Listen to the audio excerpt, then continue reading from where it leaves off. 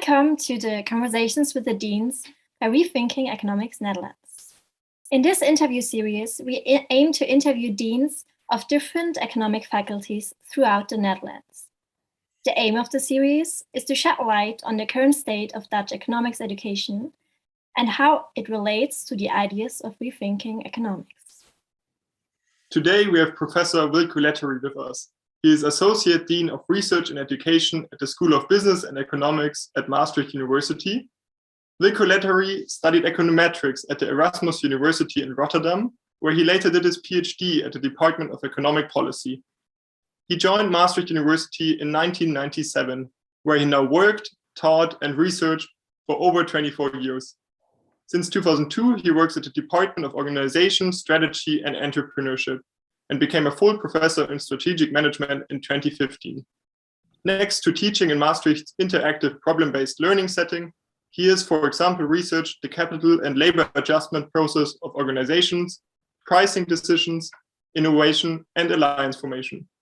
Wilko Letterie kindly took the time to join us today for a conversation about the state of economics education at Maastricht University. Thank you very much for being with us today, and welcome. Well, thank you very much for sending out the invitation and providing the opportunity to have this conversation with you. I think it is always good to talk to students that are very passionate about the teaching that we do and the content that we provide, and to see where we can always help each other. I think that's the right spirit for these kind of interactions. Yes, yeah, thank you. So throughout this interview, we aim exactly for what you just said, to have a conversation, and we want to start with your personal journey about becoming the Vice Dean of the School of Business and Economics in Maastricht. And afterwards, we want to talk about the school's educational values, its unique strengths, and perhaps also how its teaching philosophy might actually relate to the ideas of rethinking economics. So to start off, perhaps you could tell us a bit more about what inspired you to become an economist, and also about your journey to become Vice Dean in Maastricht. I will have to tell you a long story, probably. Okay, but that's fine. No, I think I started to become interested in economics already at high school. It was one of the subjects that I really found very interesting. Also because of its relevance to society, I think. But I was also quite good at mathematics. And then I started to investigate what are then the possibilities to both use my personal strengths and in my interests. And then, at some point, I discovered that there was a possibility to study econometrics in Rotterdam. And that I started doing then, because that's a study where you can really combine, let's say, the mathematics, the statistics, but also the economics content. And that all together sounded like a good package deal for me. And so that's what I started studying.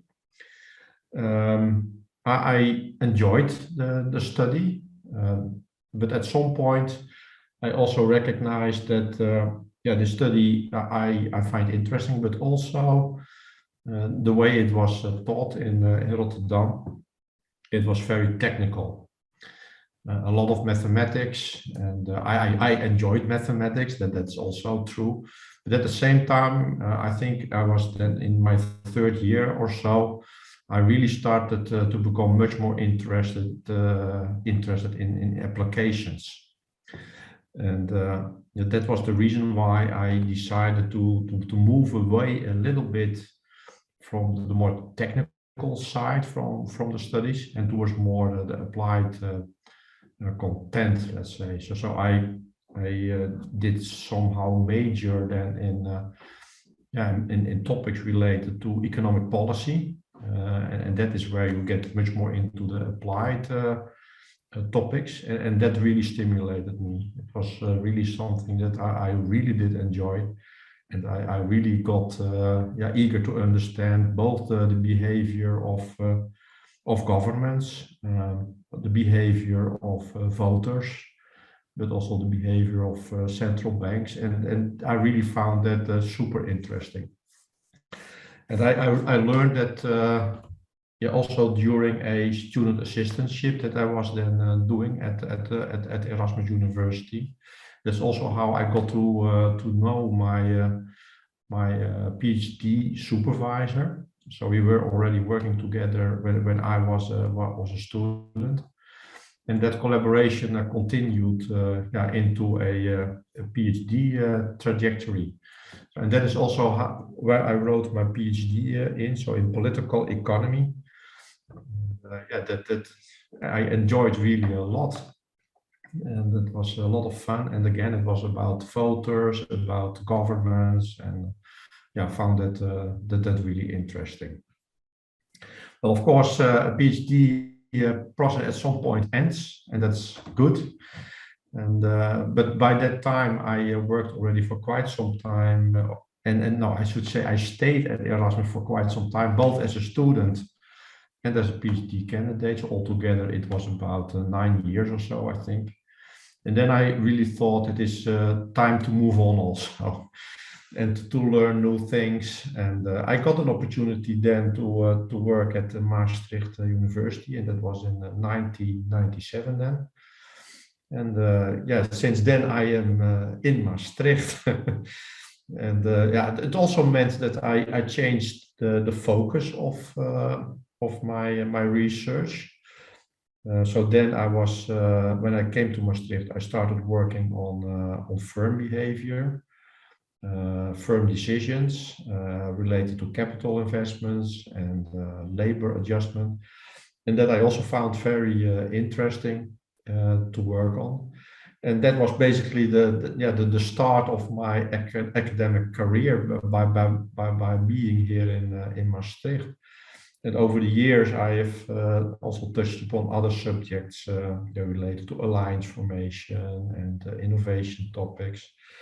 And all of those are interesting to me. And it very often revolves around learning behavior of firms and adjustment of firms. And this whole idea of economic actors that are learning in a way, that has often been a kind of common thread throughout the years, both when I did my PhD.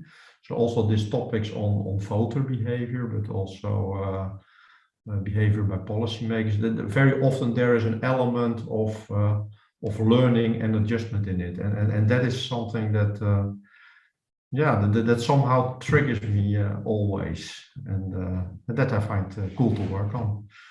Is that sufficient for now, or do you want to know more? No, thanks a lot for this run through your academic career. Yeah. During this 24 years at Maastricht University and already before, what, from your perspectives, were the most important changes in economics education and also in economic research? Have you witnessed any major changes there? Yes. Okay.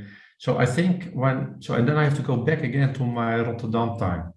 I think it was a time where it became clearer that in the Netherlands, when it comes to research in economics, that we were maybe a little bit behind in terms of the quality of the research when you would compare that with what was happening in the US and in the UK.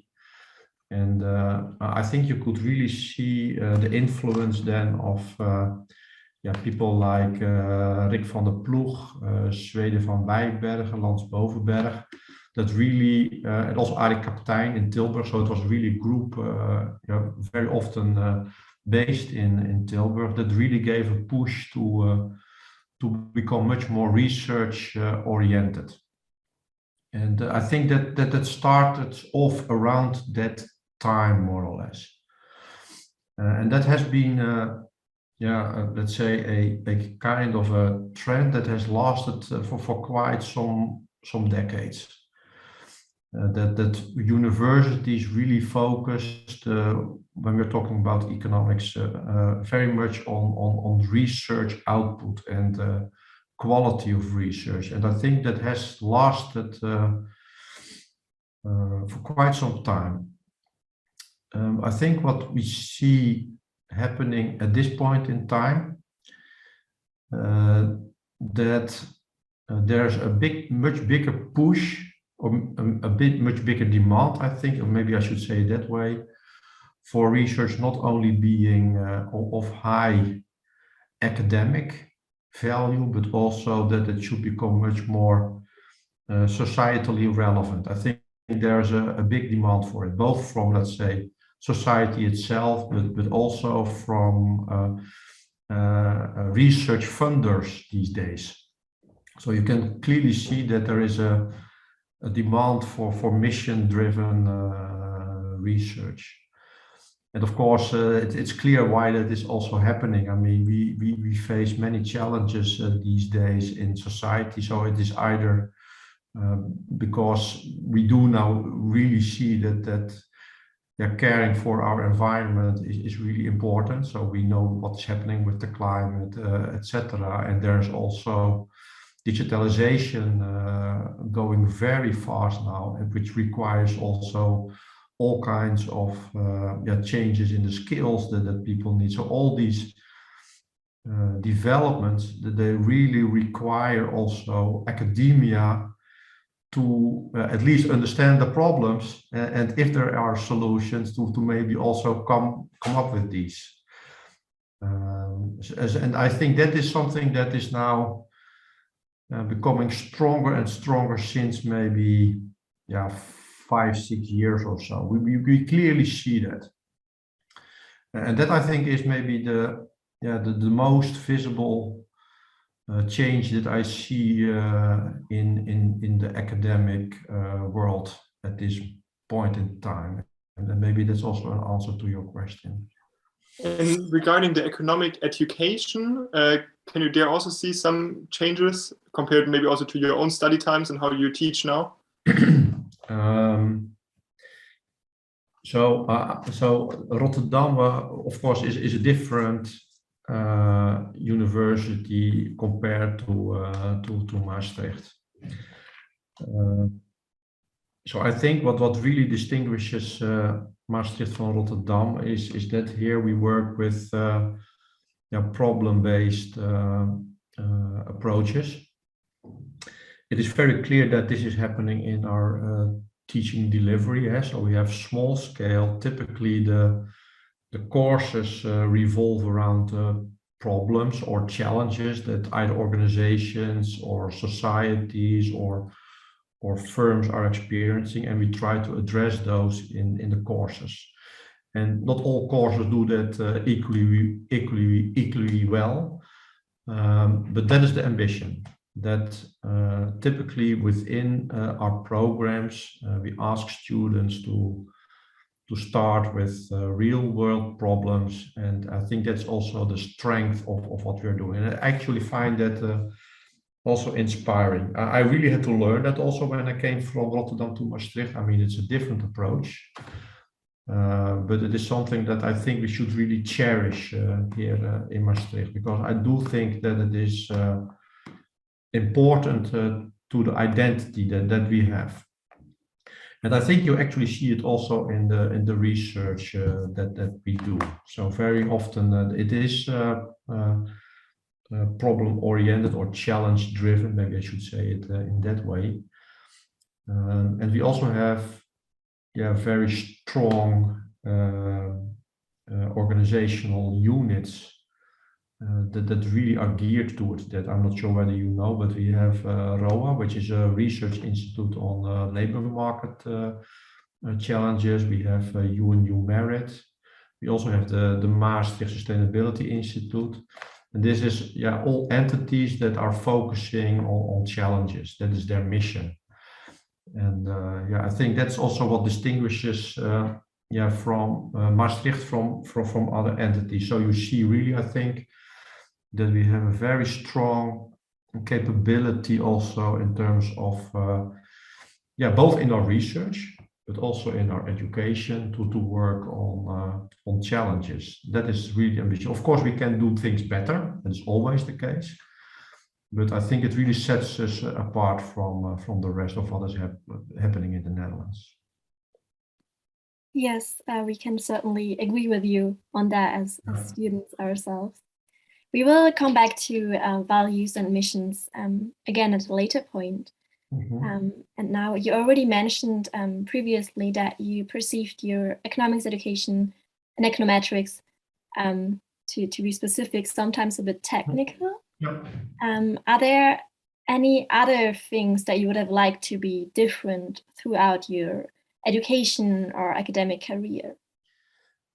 Maybe not in my education. So on the one hand, so maybe to go back to my own education, I'm a little bit critical on the one hand that it was very technical. At the same time, I'm also very happy that I learned all those techniques. and because it really gave me a toolbox. Yeah. And that toolbox I can use in many contexts. And that is what I really appreciate. And I also appreciated that maybe much later in my career than I was at some point confronted with all these kind of models or approaches. So on the one hand, I'm somewhat critical, but I'm also thankful to what I also learned back then. But in the end, I think it would have been good also for a program that I took myself then, that it was much more geared towards so making also students understand for why these tools were necessary and where they could be applied. And I think that is yes, something that if you can do that in a program, that also stimulates students much more in taking an effort sometimes in maybe studying topics that are maybe not so interesting by themselves, right? So statistics in itself can be quite boring, but maybe if you use it in a particular context to study a particular problem or a phenomenon and finding solutions, then statistics can also be very useful. And that is, I think, why we should always try to also make a link between what is happening in the real world and why we sometimes need certain tools or methods, whatever. I think the problem is the center or the focal point, and what in the end is needed to understand the phenomenon or to find solutions.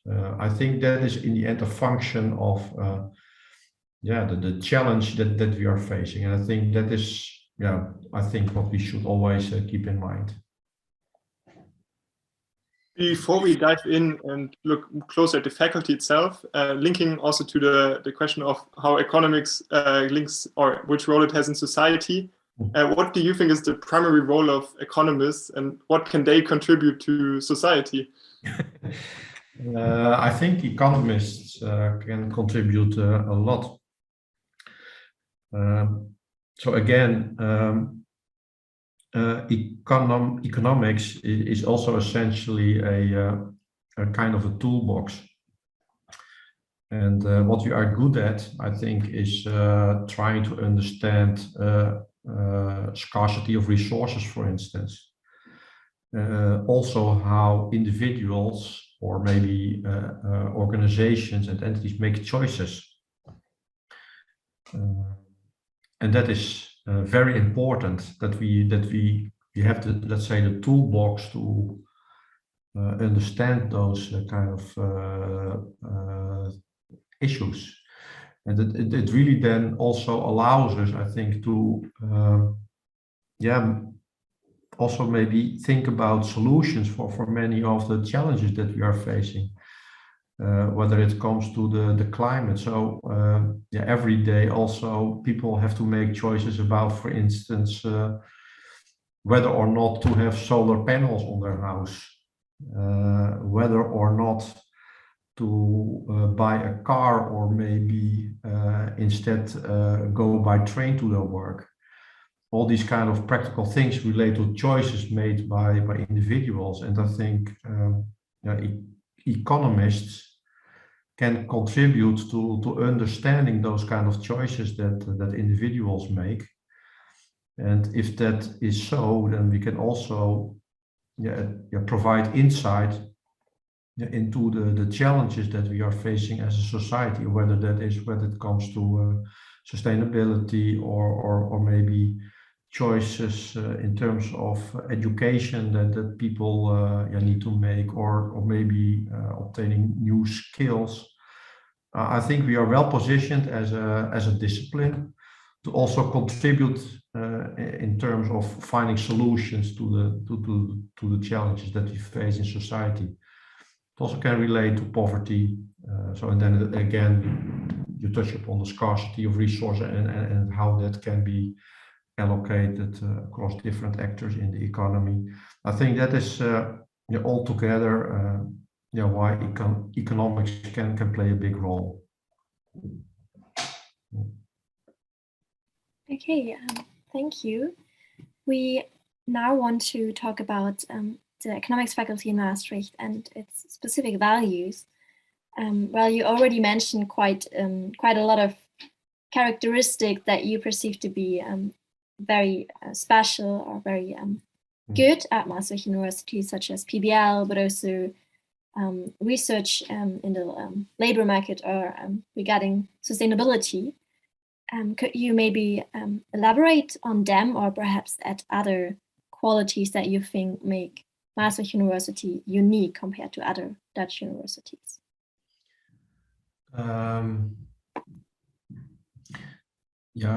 So I think when it comes to our teaching, what really makes us unique, I think, is, and that is not a surprise probably, that we work with this problem-based learning philosophy that I think is really unique.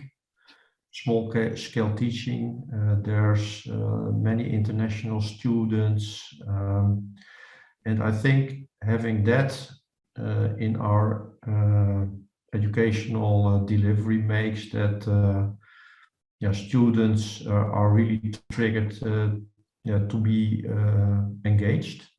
It is problem-based. I think it also helps students in understanding that there is not one single truth, that there is also various ways by which you can find solutions. So in the end, I think they will be confronted with various disciplines that can contribute to understanding a particular solution. So I think it is all of that I find really unique in the way we teach. It is this possibility to discuss, to exchange points of view, to also at least try to understand what is happening in someone else's brain, and to be open about it. I think that really sets us apart from the rest. And I must say that when I really see our students, so I've been teaching now already for quite some time. I've taught students in the first year, second year, third year, and also at the master's level. And you can so clearly see the progression that students make throughout those years. So they are typically still a little bit shy when they are coming in our classroom, but once they leave, they are really very confident people, professionals, I should say, and that don't mind speaking out in front of a public to have good conversations with everyone and be open-minded, and that is something that I really think is so strong about what we do in our teaching system. So it is not only the content, I think, that we provide, but it's very skills oriented, and I think that's the major contribution that we give. So it is not, I'm not saying here that the content is irrelevant, because of course we still hope that our students also take benefit of the knowledge that we have in our programs, and that is residing in the colleagues that are working here. But still, I think what is really important is this critical mind that students develop, and this open-mindedness to also others. And I think that's something that is not easily copied by others also in academia. Linking to that a bit, before we ask you what the Economist's main contribution to society can be, how do you at the school of Maastricht University prepare students, so young economists, to take on this role in society and, for example, contribute to solving such challenges in the future? I'm not sure I understand. So can I maybe rephrase it a bit? So your question is about how we prepare students to become contributors to change in society. Is that is that more or less what you have in mind? Yes, exactly. Making the link between the education at SPE and how education is done, and what you said before, what economists' main contribution to society can be. So, and you said understanding problems and then also developing solutions for that. Okay. So I think then what we do in our programs is then essentially twofold. On the one hand, I think our students in economics, but in whatever program that we are offering, we provide them with the content and also the knowledge and the toolbox that are important for a certain discipline or a profession. So that's one thing. And the other thing then, and that's a bit repetitive then, we also provide them, I think, with many skills that will help them in a professional environment to function. And that relates to being able to work in a team, to work in a team with different nationalities, for instance, but also ideally with people in a team that maybe have different skill sets also, maybe different disciplinary knowledge. And I think that is in the end what allows our students to become change agents also in the organizations that they are working for, because we see more and more that it is these skills that are so important to be able to make a difference in either the organization that you're working for, or maybe at a smaller level sometimes in your working, or maybe in the place you live in, or as a leader. I think that is really what I think we do very well at Maastricht. To slowly come to an end, we now want to ask a few questions about the current situation, but also the past and perhaps also future situation of the economics education in Maastricht. So to give a bit of background, in 2017, Rethinking Economics NL conducted a quantitative analysis of bachelor curricula in the Netherlands, which was then published in the report Thinking Like an Economist. And back then, the report found that at Maastricht University, neoclassical economics made up 95% of the theories taught in economic theory courses. To compare, in the whole of the Netherlands, the average was 86%. Besides neoclassical economic approaches, there are also behavioral economics and institutional economics present, but only in very few courses, so both below 5% back then. In total, only around 20% of the courses included theories from more than one economic approach, so comparing theories in one course, for instance. And slightly less than 5% were really interdisciplinary, also including politics, philosophy of society, sociology, for instance. furthermore, there was really a strong emphasis on quantitative and mathematical analysis and not like non-qualitative analysis at all. Oh. And we know this is perhaps an outdated report, so we also wanted to hear from you or give you the chance to take a stance on this and maybe also talk about how things might have changed. Yeah, that's interesting numbers. So, and I also had a discussion, I think 1 week ago now, with one of our department chairs, because he's much more knowledgeable about what is exactly happening in all the economics courses.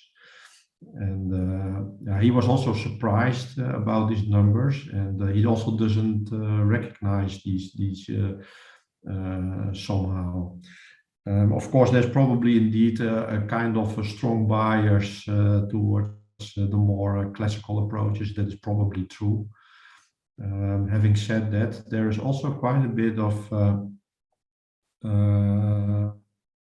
let's say more non-conventional content going on in our courses, and we actually do have a couple of professors that are very open-minded to that. So one example would be Bart Versparen. He is a professor also teaching a course in which all of these kind of heterodox approaches are popping up. There's also Mark Sanders, and he's a professor. He's very keen on working on topics related to resilience. So there are examples of people, but also in the courses that they are teaching that where this is going on. We do have other people that work also from a research perspective on less conventional approach. And one example would be Arnold Riedel. He is one of our experts in neuroeconomics and also behavioral economics, and also his work is translated also in our programs. We have a program in human decision sciences, and that's also where all these kind of approaches will be popping up. Having said that, so there is expertise in the school on these, let's say, more non-conventional insights and approaches. It is translated also in our programs. Whether that is little or much, I find hard to say, and it is of course also something that is hard to measure, right? But I know that there are possibilities. There are courses where these kind of issues are being discussed. So what I do know from those courses, which I was informed about, is that typically the students, that they are not, let's say, volunteering so much for those. And maybe that's also something that we maybe can work on in terms of communication, that we actually do have some possibilities for students to also hear other points of view in the discipline, but maybe they are not so much aware of it. I don't know, but there are possibilities, but whether they are always exploited to the fullest extent by students, that is a question that remains unanswered at this stage. Does that help a bit? Yes, like we definitely agree. It's really hard to put actually teaching into numbers because it will always depend also on the tutors and also on the professors. And I think two students going to different tutorials have very different experience, but then there's still potential probably, but yeah. There's one thing maybe that I should still add is that we do have a master's program in economics, and we are going to revise that program. And one critical building component of that new or revised program, I should say, will be that it is very much challenge driven. And let's say much less focused on building up let's say the theoretical toolbox for an economist, but rather that it should take as a starting point the challenges that are out there in society. And I think that will also help in the program maybe to become more open to other insights and or other approaches, I should say. And that is work in progress. The relevant people are working on that, and I'm very hopeful that we can start it off. Let's see, not in 2022, I think, but maybe 2023 or so. Yeah. Now you already started to talk about the future a bit. That would also be my next question. So we as Rethinking Economics, we believe that economics education should become more interdisciplinary, real-world based, and pluralist. And how do you see this? And do you think SPE should include more such elements? And are there any other concrete plans for the future? So you already talked about the masters. Is there anything else discussed in the faculty? Concrete plans. So we do envision our education to be, let's say, very much based on real world problems, challenge driven. That is, I think, one of the main elements of how we should see our programs. That automatically also implies that there is a big role for multidisciplinarity. So it is impossible to understand the challenges that we are facing these days from a very narrow-minded single discipline. That is not possible. So to help students also to appreciate the complexity of the environment that we're facing, we do recognize that this multidisciplinarity is important. We have already some experiments at the moment, particularly also in the Masters in International Business. There we do have a particular course which is actually devoted to students working on organizational challenges in particular. And that is something that we have introduced, I think, a couple of years ago, maybe 2 or 3 years ago. But I think we will see more of that. Having said that, changing programs is not something you do overnight. And it will take time. So ideally we should have students working much more on projects, and I think we will get there more and more, but it's not something that is easily done. So all these kind of things that we ideally would like to have in our programs, they need to be able to be scaled, right? So it is nice to think of a project for 3 students, but we need many students to be able to work on projects, and that requires also thinking about how you organize something like that. But that will take time, but it is definitely one of our ambitions and our wishes that we would like our students to work on those challenges.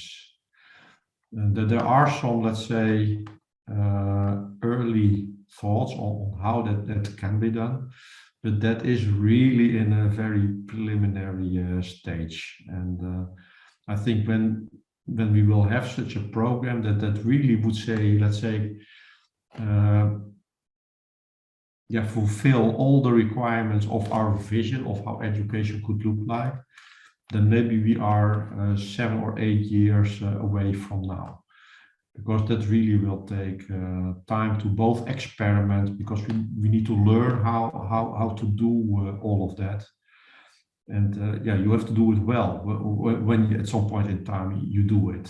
And it is a big challenge. It is also a big wish that we have, but it will take time. And could you mentioned a lot the real world problems, which are probably very important, also will require automatically different approaches. But could you also envision to have courses that introduce not only, say, the tools of classical economics, but more contrast different approaches and give students the ability to see the variety economics actually has to offer? Yes, and I think there are people really open to that. So as I said, Bart Verspagen would be one example, and I think he is indeed providing a course where different approaches are being used. So definitely there are people within this school that are very open to that, and probably we could do more, but at the same time we also would like to see then our students moving into those directions, right? So there are possibilities, and maybe there's also a way for us or a need for us to do some communication on that, but there are possibilities. We will do our best from the Pine side to motivate students. No, but I think it is basically also an exchange of information, right? So where is this happening, where it is not, and for you it is probably not always easy to really pinpoint. Well, that is where it is happening. Yeah, no, definitely. No, it's nothing. It's really requiring collaboration. Well, I think this is a good note to end this conversation with. So thank you very much from Rethinking Economics, from us, Pine Maastricht, and also from the whole team of Conversations with the Deans to join us today and give you insights. Well, thank you very much. It is nice to talk about those issues, and it also urges us to think about the questions that we have. And I think with you raising all these nice questions, we also open up ourselves, and it also urges me to get into the school and to ask questions as well. And thank you for that. But please let me also know if I can be of help in establishing a contact between you and others in the school to discuss maybe the things that you're interested in. And if I can be of any help, then please let me know. Yeah, thank you very much. Very much.